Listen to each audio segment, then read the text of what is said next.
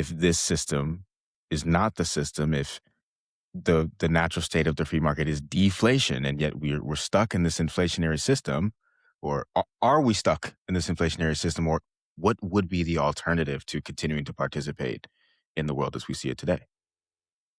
Yeah, and this is where I spent a lot of time. So you can imagine how much work I did inside the existing system to come up to the book and how these systems were different and what that looked like. I spent a lot of time.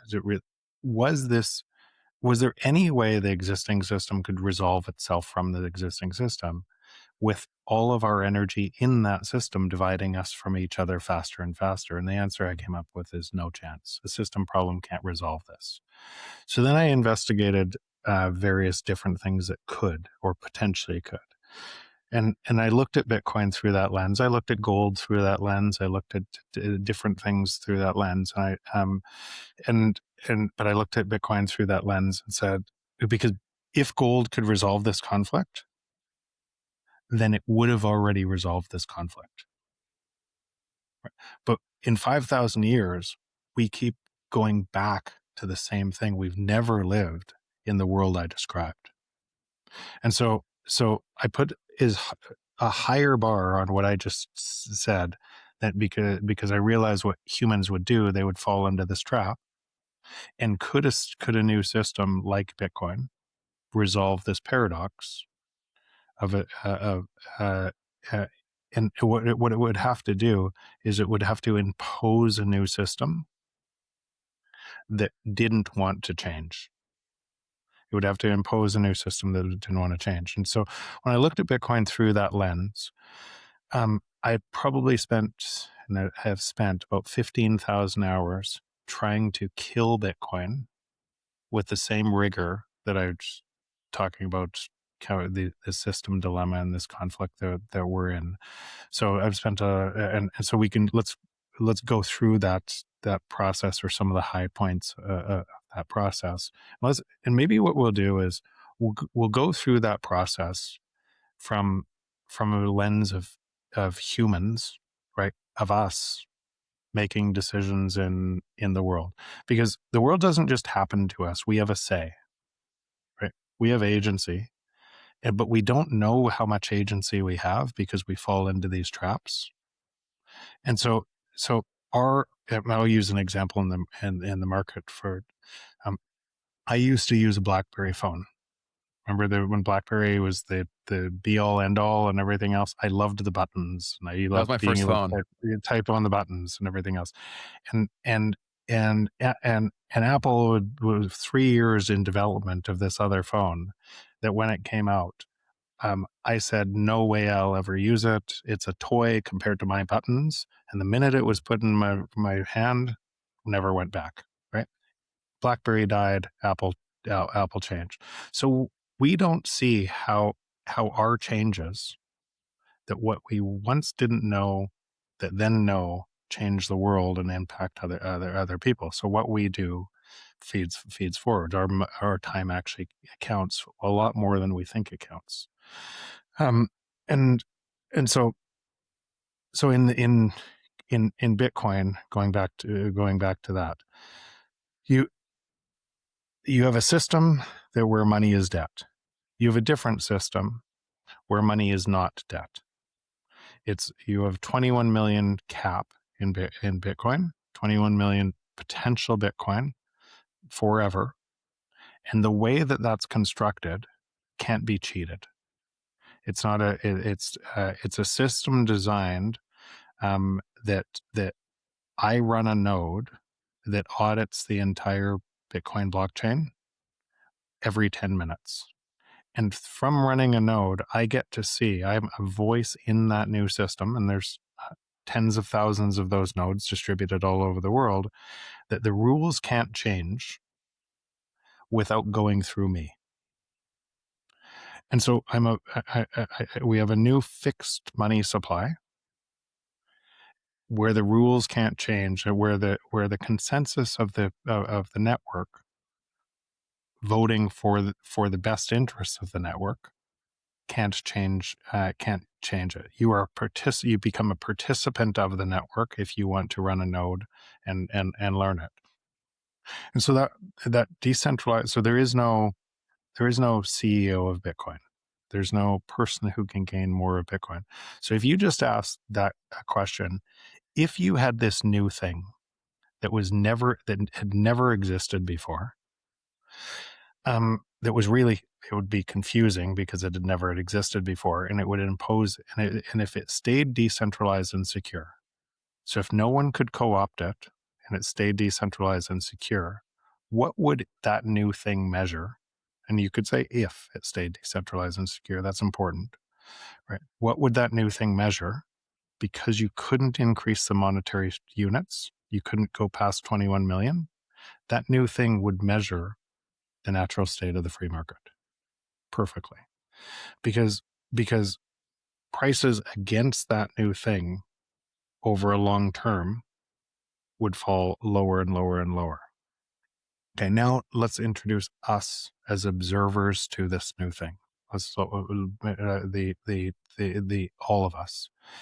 And so, if you'd grown up in this other system of fiat money, and prices always went up, and you were really rich in that system, and you had most of the money, and this new thing ruined that because it just redistributed it, what would you say about this new thing? Right? You would be against it. You'd be very against it. But Yeah, scam, totally. everything. It's bad for the climate. It's this. Quantum's going to kill it. A million different things you would say because you couldn't allow it to work. And so now ask, where do most people get their information? They get their information from that system. So they're part of this system. The experts are telling them to not look into this new system, and all of the money and all of the control is against this new system because it would redistribute it around the world, and they would and those people would and so it would, the vast majority of humanity would be too scared to look at Bitcoin because they would be stuck in the system, and they would always think there's somebody else, there's some boogeyman that this is going to break, and it's just a scam. Okay, so vast majority of 8 billion of us. There'd be a smaller subset of that would look at this system and say, it can't do what I want, right? And so the way that Bitcoin works is it's a protocol. So I'm going to pause there. They would see it as a technology. The smaller subset of people, or those early people on Bitcoin, got rich, and I'm in the K-shaped economy, and I can't get rich, so I'm going to get rich on Ethereum, Solana. I'm going to be the new, right? And they would see Bitcoin as a technology, and they would, and then there would be all of these scams, hundreds of thousands of new coins, all trying to get rich quick on a new system because they were really measuring in pieces of paper. Not a structural change. They just wanted to have more pieces of paper, and they saw other people getting rich, and everybody would race. Tons of people would race into that. You'd have these blow ups and everything else. And for the first group of people, they would look at the second group of people going, "Oh my God, we were right all along." Right? Its whole space is a scam, right? The Bitcoin, crypto, blockchain, and it would be more and more confusing to not look deeper because it would just be noise. There'd be Trump coin, there'd be Milena coin, there'd be all of these things. Everything would feel like a scam. And from the bulk of you could even argue that the scams might even be helped along by the control system to conflate what was really happening. You could argue that too. Then there would be another group of people who would see Bitcoin, they would have gone a little bit deeper in Bitcoin, and they would say it's a store of value. And it's the best store of value that's ever existed because your money can't be stolen if you're part of the network and everything else. And it's a store of value. And from that group of people, they never would ask themselves, what is money? And why does money need a store of value? Because money's always needed a store of value underneath it, like gold, because money's always been manipulated. And then what happens because money is manipulated is a store of value gets centralized and then it breaks. And so then there'd be another group of people that would see it as a protocol. And a protocol is like the internet is winner take all. There's not a second protocol. Anybody can access the internet anywhere in the world with a VPN, and they can access the entire internet. And so it's an open distributed system that anybody can access. But protocols come in layers, and they add more functionality in layers, and they give more and more value in layers. And so these four broad groups of people would all be observing the world, and it would be reflecting back exactly what they believed. I believe it's a protocol. I believe that it's emerging in layers.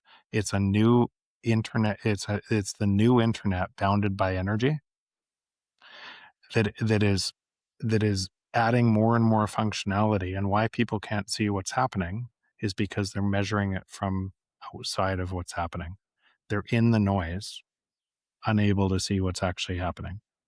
And so when I travel to Africa, South America, and see circular economies, when I see what the beautiful things that are happening inside this and all of the abundance and all of the acceleration, like the internet before, but in service of all of us, I even against there would only be a very few amount of people in relation to 8 billion people that would see it like I do. So it would feel like if you were outside of this, it would feel like the noise, everything was noise, because it was everyone observing this new thing without pattern recognition of what it would look like from their various standpoints, and it would reflect back to them. So it would feel like noise. What it is to me is this change in the world that is imposing a new system in the world where all prices fall and we live in the first global free market that's ever existed. Now, against that, you have to say, if that's true, then every attack in the world is going to try to break it, and that's also true. A couple things I want to touch on here. So you're saying that Bitcoin is a protocol, and correct me here. Bitcoin is a protocol that allows anyone to access money, sound money, deflationary money. And so instead of saying deflationary money, Okay. say stable money that measures deflation. Okay. Right. Right. So deflation is the output of a free market, right? If the money's stable, that's what you would see. If the money's unstable, then you see inflation. Love it.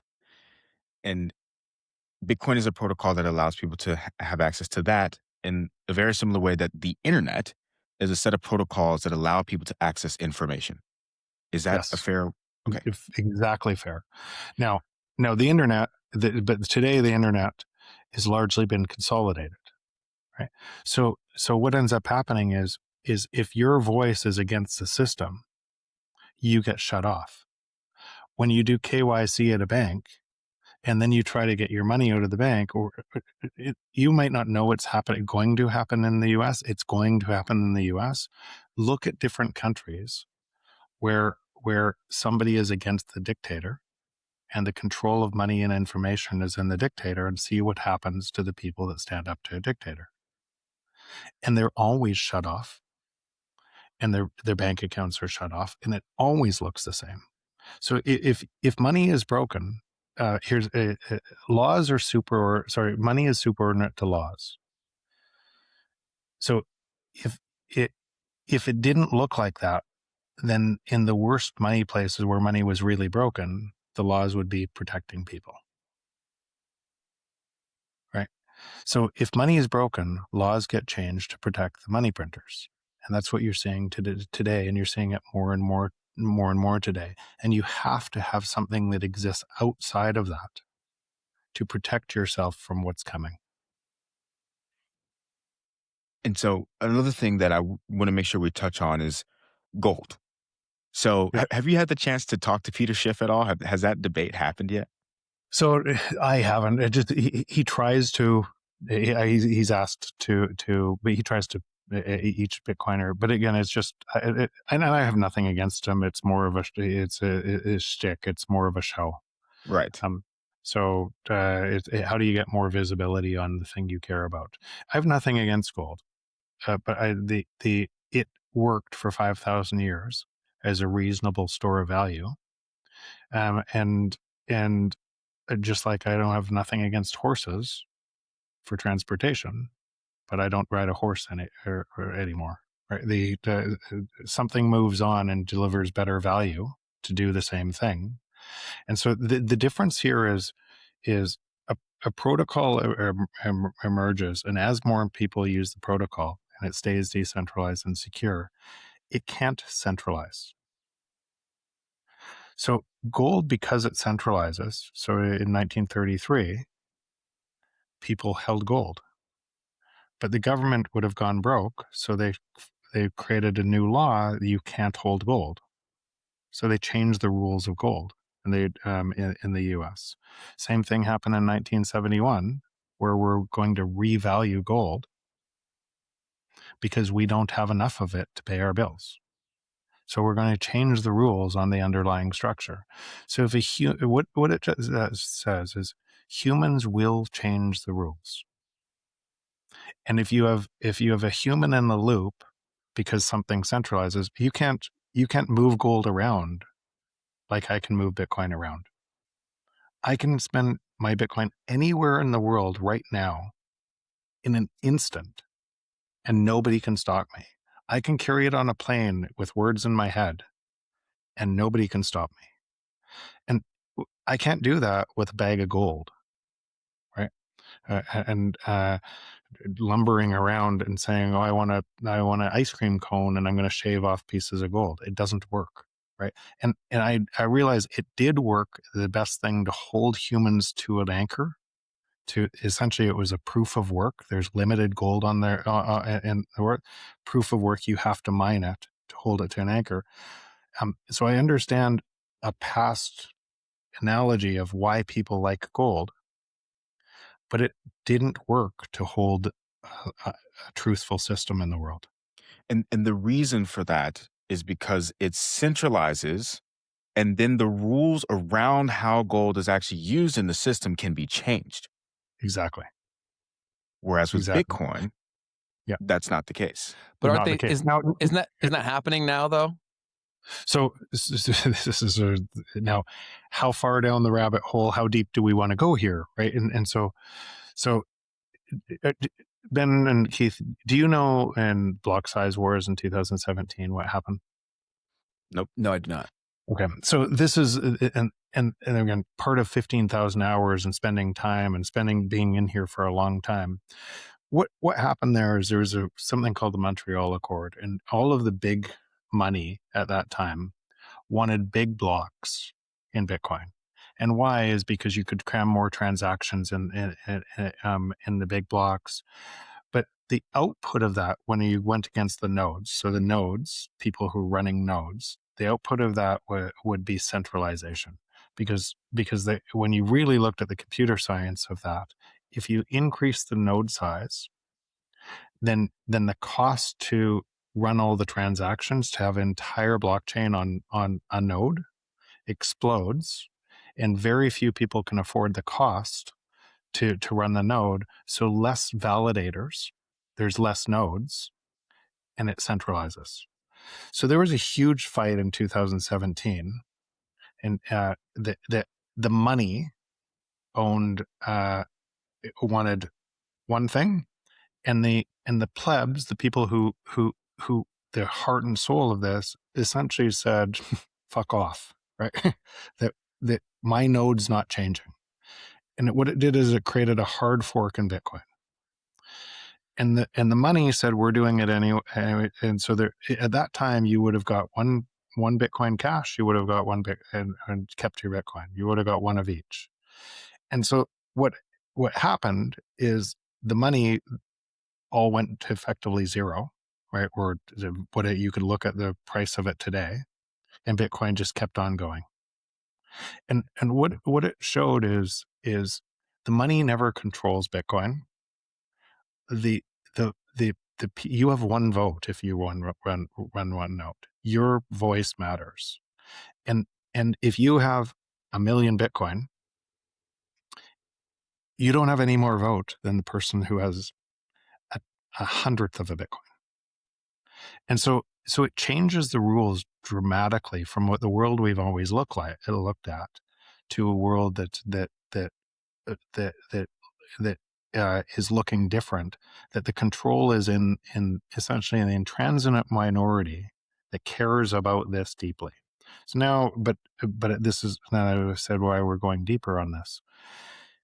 If you were governments today, and you knew you couldn't kill this, that every time you tried, China tried, other governments have tried, you could say, Bitcoin bad for the environment. Is governments trying to stop this?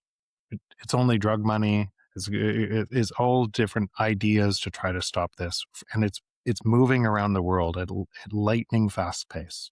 It's growing exponentially. It's on a network effect, and it's trying to be coercion. If you couldn't stop it, what would you do?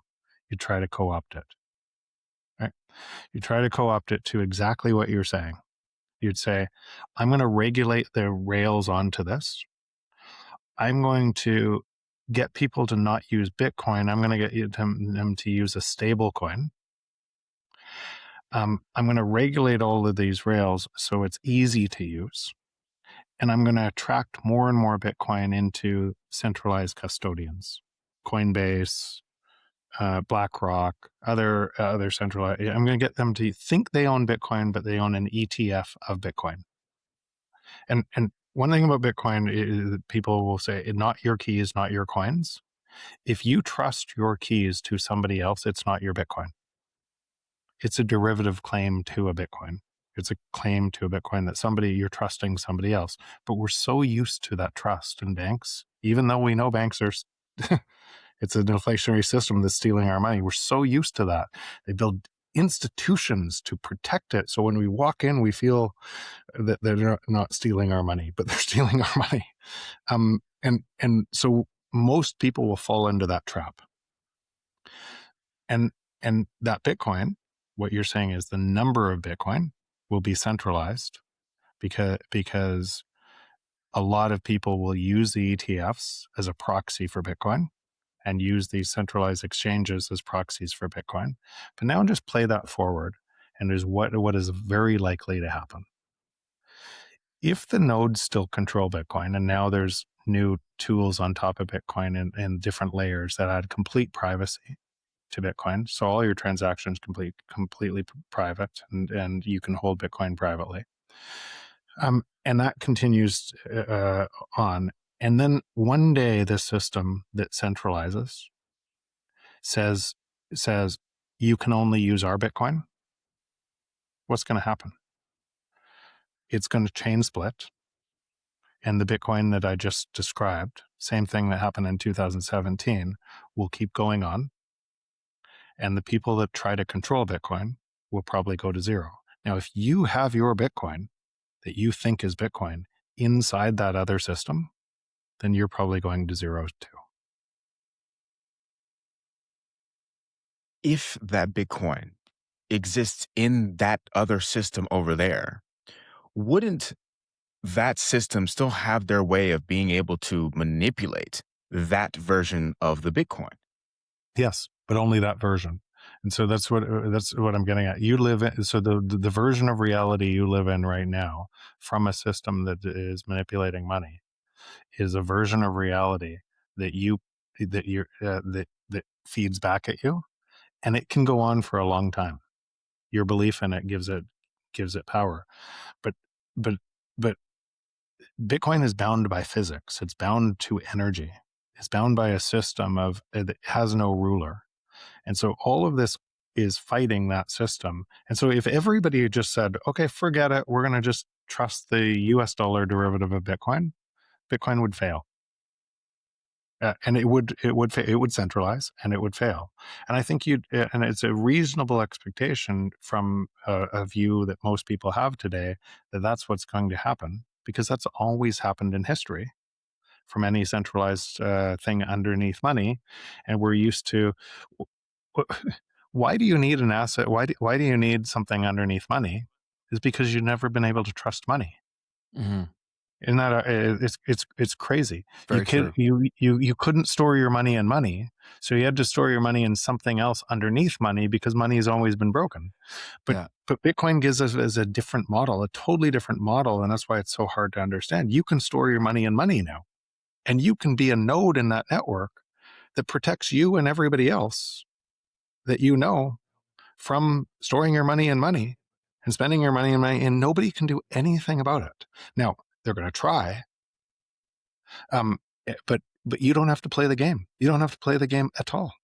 So one of the biggest fighting points that people have for why they wouldn't touch Bitcoin is people will say stuff like this. So from Brojo in the chat says, Bitcoin could be a CIA psyop for all you know. How do you respond to stuff like that? So if there was a backdoor in it, there isn't a backdoor in it. I run the code. Right. And so why would the CIA, if you knew some of the things I know about how the money system works and how many people are trying to break through Bitcoin and how many of that group or NSA and stuff to come to me to try to how is there a way, so you would know the fear versus what this is. I run the code. I run the code myself. I know there's no backdoor. I know if the CIA did this and the CIA is funded, where does the money come from? Do you see it in in the balance sheet of the federal government? Where does the money come from for all these black op programs? It comes from this theft. So if why would the CIA create the thing that takes away the CIA? Now, if they did, but it got out of hand, where the community controls it, and they know it's resilient to anything, how could they stop it anyways? So even if it was created by the CIA, today the CIA has no power over it. Zero. Who do you think, if you had to take a guess, do you have any suspicion of who made it? Even if I did, I wouldn't. I would never say. Okay. And the reason I would never say is have you ever read the Cypherpunk Manifesto?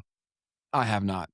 So read the Cypherpunk Manifesto, and it might say privacy, 19, 20 times through the Cypherpunk Manifesto. But essentially what we're talking about is, in a digital world moving faster and faster in exponential technology, unless you had privacy, you were sitting duck of the state as more and more people went into this digital panopticon.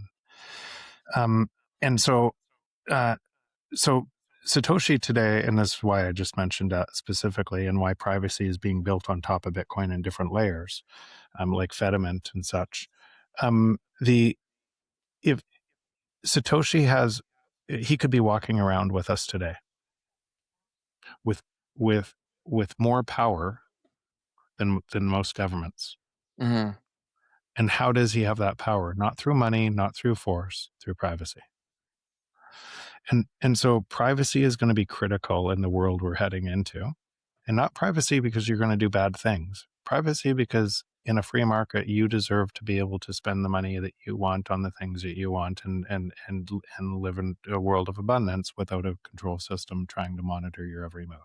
That's why privacy is going to be important. And so even if I knew, I would never say. I think it's and if you go back to the mailing list, and as Bitcoin was coming into existence, from all of the tries before it. So if you look at the history before Bitcoin and Bcash and Mhm. and Chamonix Cash and all of these things that tried, failed, tried, failed, tried, failed, tried, fails. A lot of people on that on that mailing list met untimely deaths. Like Mm. if you did an insurance, if you said, is this this number of people in this small group of people, would they meet this many deaths? The answer would be no, right? And so what that means is Bitcoin was emerging and a bunch of these people were fighting against state control, then there would be a lot of power trying to stop that. Mhm. And I think that's still true today. So I kind of Keith, you gonna ask the So question? yeah, so Jeff, I'm gonna be honest. I've got a few different questions to try to attack Bitcoin that please. I'd love to try to get through with you.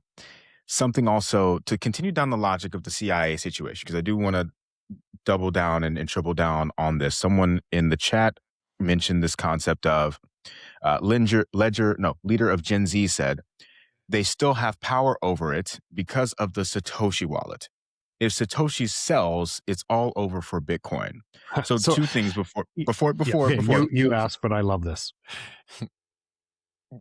could CIA have, for one, created this and still have the Satoshi wallet, and two, could their motivations have been to get people to actually adopt the technology? Because this is what people say: adopt this technology, but then get people to use the other versions of it that you say are more of the scam of the old system, right? So yeah. So what would happen if Satoshi wallets, the first ones that were mined into existence, mined Bitcoin, and creator of this has about 1 million Bitcoin.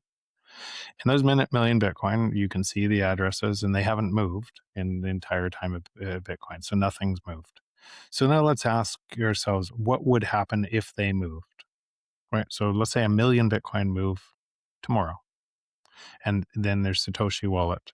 That would likely cause a price collapse in Bitcoin really really quickly, but it wouldn't change a thing on the network. It wouldn't change a thing on my node. It would change. What it would do is it would create fear in the market. But one of two things has happened: Satoshi is no longer for this, or he's alive and he needs his money, right? Or there's been a quantum attack that's attacked Bitcoin. It'd be one of those three, nothing else. Nothing would change in the network. Every 10 minutes, a new block would be formed. A whole bunch of people through fear, would panic and sell the protocol for a piece of paper and go right off of what I described, for all prices falling back to zero, to go back to the world that they believe in a piece of paper. And nothing would change on Bitcoin except for price measured in a short term from the piece of paper. And then what would happen after that is more and more people would buy those coins, and it would keep going. So for the quantum threat, you mentioned that briefly. There was a ton of news yesterday all over Twitter about some release by Google. I'd love to hear your thoughts on that the seriousness of that threat. Yeah, so it's okay. Again, I spend a lot of time on this. We're having a thesis of a venture capital fund building on top of Bitcoin and the decentralization security. You can imagine, because it touches everything. Totally. You're betting everything on it. Yeah. Yeah, everything. And I try not to do this from I have a horse in the race, other than the benefit of humanity, where I want my kid, the type of world I want my kids to grow up in, rather than the type of world they grow up in if we have manipulation and money. But I do spend a lot of time thinking about this. I'd have people look at a paper recently released by it's on Bitcoin Lens, bitcoinlens.com, and in it takes a first principle approach on the thing, how we think about quantum versus what actually might be happening. And so what they believe is that time is emergent from energy turning into information. But we measure everything through linear time. So we think two states can exist at the same time. And the double slit experiment, we're part of the experiment, right? So when you observe it, it only goes through one slit. So the energy turning that into information is time moving forward. And blockchain Bitcoin is all of the information states, all the potential states of all the mempool collapsing when Bitcoin is mined and turning one system into information. And it can't go backwards. It can't be two states at once. It's the appearance of believing two things can coexist that you think they can coexist, but when you get to discrete time, they can't coexist. So that would be one way. If they're right, it means there's never going to be quantum threat to Bitcoin. And why I think they're actually right is when you look at the quantum noise and you actually go deeper into it, every time the quantum says they're going to do something, it still hasn't. I don't think it's still factored two numbers, right? They so early on this, but the logical qubits being able to do this, every time they come up with something that can do this, then behind that they have tons of error correction trying to solve it. And what I think is happening is they're trying to measure quantum in general field is trying to measure discrete time through something that you can't. Right. So if that's and it's binary. If they're right on that, it changes then there's never going to be a quantum attack on Bitcoin. It can't be. It's impossible for there to be. So now hold that thought and say, what if they're wrong? Right. And so that's one thought.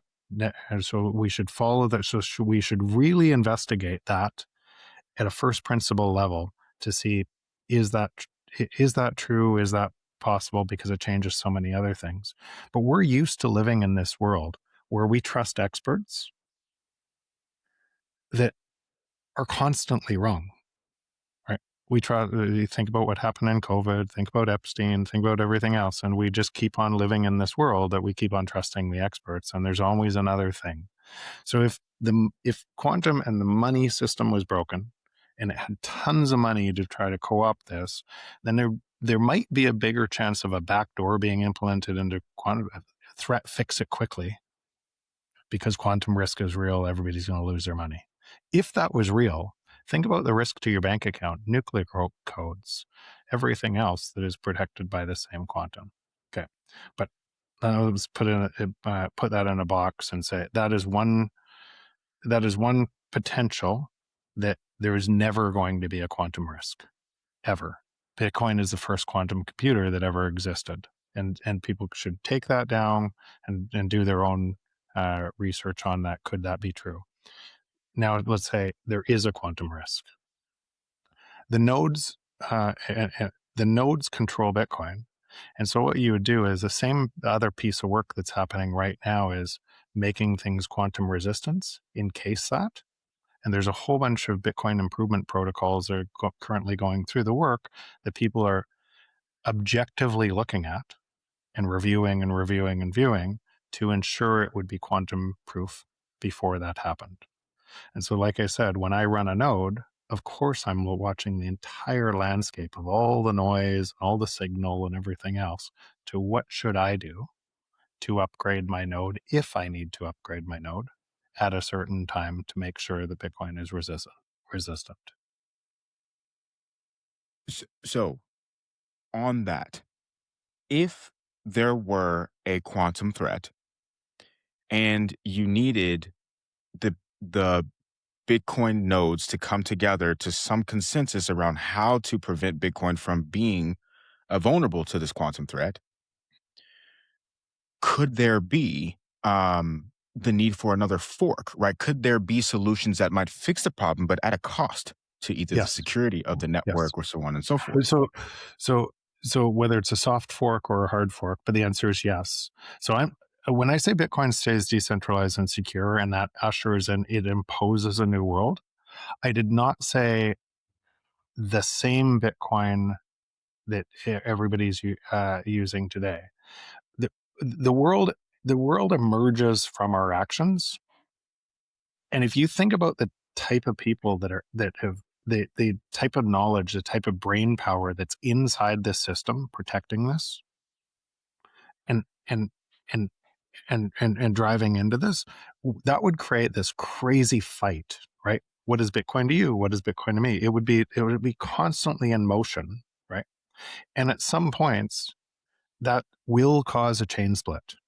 I suspect it. Not, it doesn't have to, but I suspect against the type of control coming and the type of what this would shift our entire world to look like from a belief system over here. It's always looked like to this. I expect that the chaos coming, not just Bitcoin, the chaos coming from people living in an imaginary world where somebody else prints this pieces of paper, and what that's going to do when inflation skyrockets and then you have a deflationary spiral after that, what is going to rip people apart, right? And what that's going to do to them. Now you have to use that same analogy on Bitcoin and say what it's going to do over here in a different system. And I expect there to be chain splits. I expect that to be.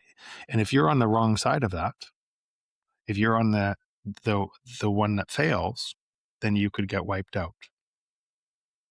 And it wouldn't necessarily be very easy to know, right? I mean, how would you know if you're on the right side of that or not?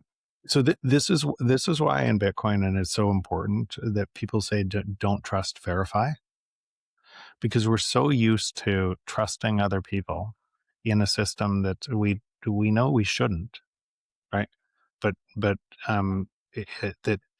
it keeps on, it's getting worse and worse and worse, and the action is on the agency of the individual to do their own work. And and to do their own work and take their own agency and understand. And if they, and you know, even how I've talked about some of this, there are risks. The risks are us. The risks are what we do, because the future doesn't just come into existence. It comes into existence with us. It doesn't happen to us. We're actually people who create that. So then through that lens, who should you look to in a chaotic environment to who can you learn from? Who can you should look at all different points of view, and you should go deeper on these points of view, and then look back at that person's proof of work and say, have they been consistent? Have they, if they were wrong, do they admit where they were wrong? Because today in the world, if you say what most people are viewing in the world, every day somebody changes their mind and they still get so many views, right? This is what's going to happen True. tomorrow. And people still follow them over and over and over again. It's insane. That's very true. No, that's fair. And one question from the chat that I want to throw up here too was, unfortunately, my energy and water bill only take pieces of paper. Until payment for energy and supply infrastructure changes, fiat is here to stay. So a lot of people, that's what they go to, right? Is that whenever we talk about this stuff, they're like, okay, great, man, but my bills are in dollars. Like, I got to deal with this. How do you feel that? Yeah. So my energy prices are coming down because I measure in Bitcoin. Oil prices have come down for the last 7 years, right? All energy prices are coming down because I measure in Bitcoin and I spend in Bitcoin. Now, in any certain year, they could go up because Bitcoin's volatile right now. But if they want to stay in pieces of paper, then they should stay in pieces of paper. But their energy prices are going to go a lot higher, and it's going to get a lot worse. And I can't tell, and I can't tell somebody what they should do. They should do whatever they think they should do. But what I'm saying is, this is a system change that is going to be very hard on your brain. And you have a choice. You're living in a control system, bars on the cell, and you're yelling at the jailer of what those other people should do while you use the money that funds the same thing. And the jail cell door is open, and you can go and learn a little and put a little bit of your energy and time into a different system. If you don't want to, you shouldn't. But if you do, you'll see that that energy and time can't be stolen from you. And you probably want to spend more energy and time in it because it'll feed a different reflection of the world. But if you want to stay inside that, right, then you should stay inside that. I want to look at some of the. Have you ever seen the report that came from the National Bureau of Economic Research around the concentration of the ownership and the mining capacity of Bitcoin? Yeah. So I wanted to touch on this a little bit to see how you think about things from that perspective, right?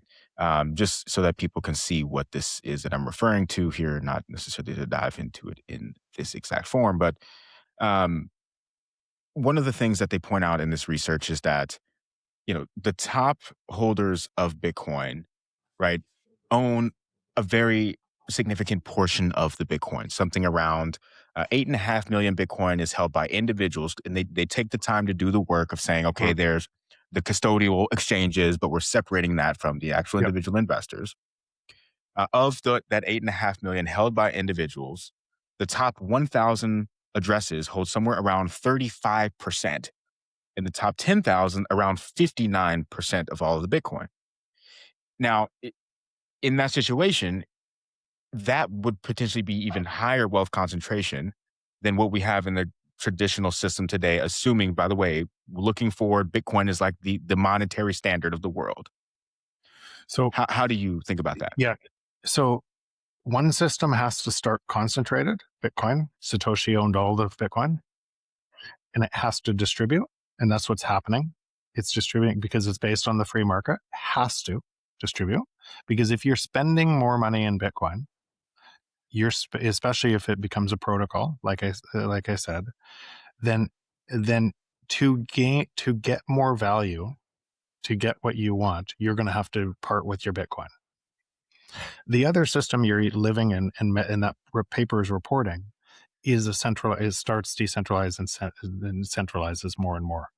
Right. So if you think about the world today and the top 20 families who own most of the wealth in the world, you can see it centralizing more and more. That's the media you're looking through. That's Twitter. That's Facebook. That's Google. That's everything you use today is funneling up to the same control structure completely.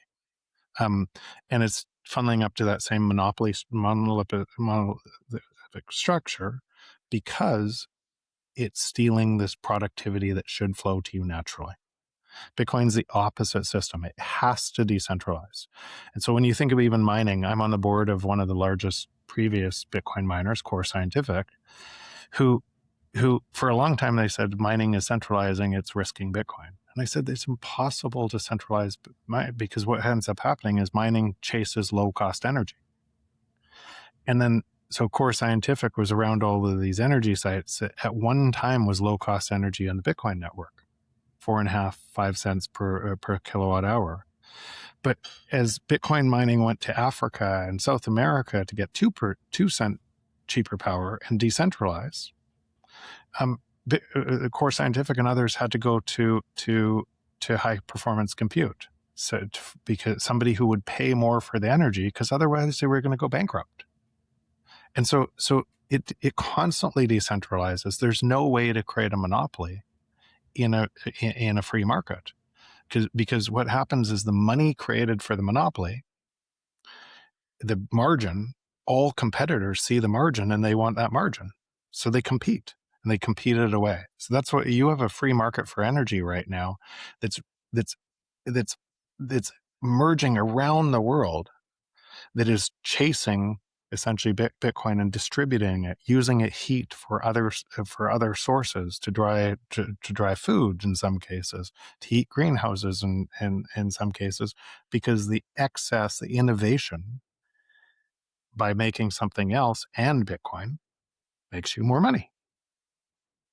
You've mentioned before the fact that since money is broken and we're seeing that firsthand, that things will get more and more crazy is the word that I'll throw out there. It's probably easy to understand. What should the individual do? Because I know so many people that watch our stuff, they're worried about their declining purchasing power of their dollar, their potential of even having a job because of AI, and all of these things. There's so much stress out there. Like, what should the individual prepare for? This is why this is such an Ben. That's such a good question, and it's such a people want to dismiss this because of that fear. They're living in a paralysis of fear, and it's even the comment that person put up. I can't do this. I need to work more hours to pay my bill. That I know. By the way, the bills are going to go way higher. What's about to happen through the war and through everything else? There is going to be an inflationary pulse that is going to be staggering. There's going to be supply chain breakages. It's going to be, and I hate to say this but it's going to be ugly.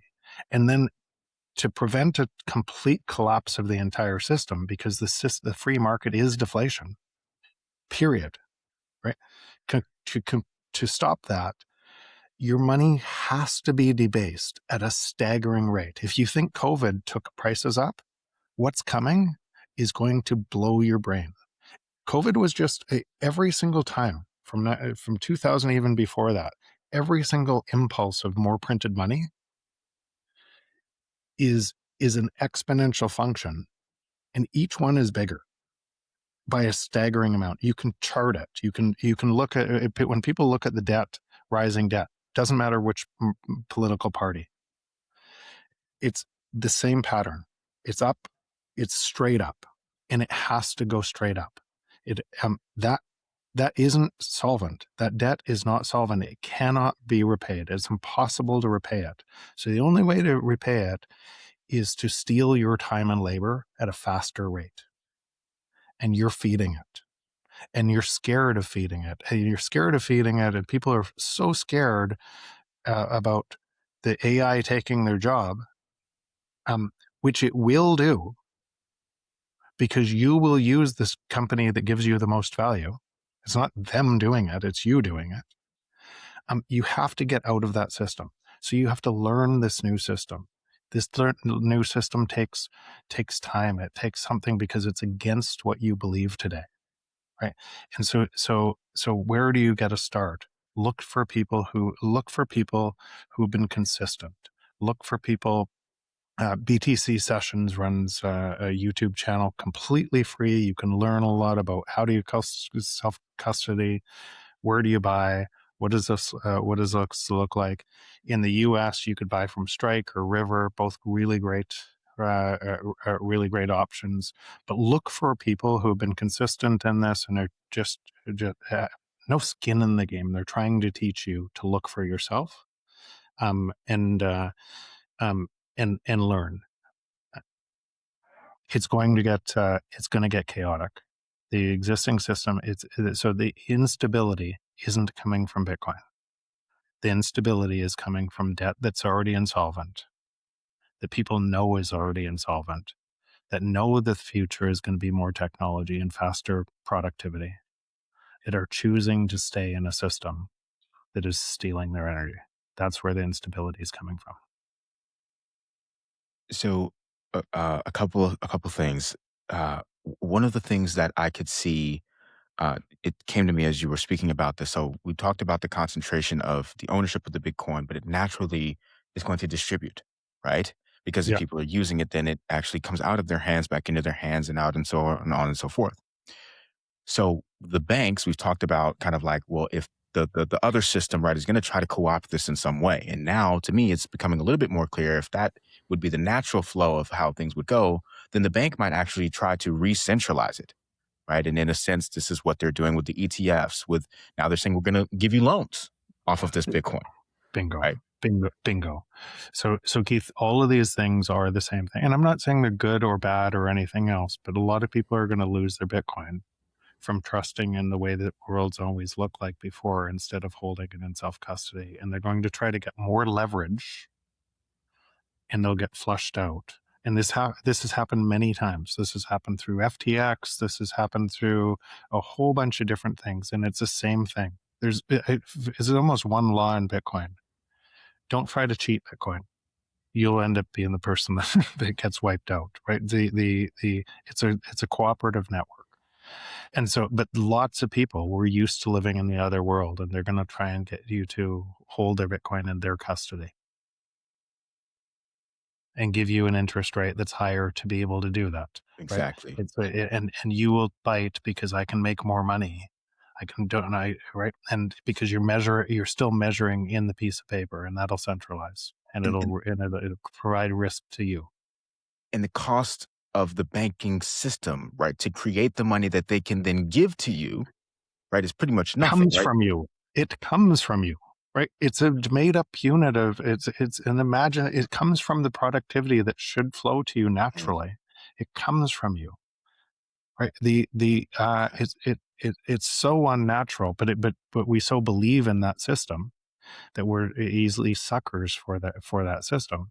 And so you really have to understand this and hold true and what's true. Jeff, Very well said. what are your thoughts on XRP? Hey, you made it to the end of the clip. That means you're probably enjoying this. And if so, just know that you can catch us live every Tuesday and Thursday at 12 p.m. Eastern. And if you want to see the full version of this episode, you can click the link in the description down below. Otherwise, YouTube thinks that you will enjoy this next.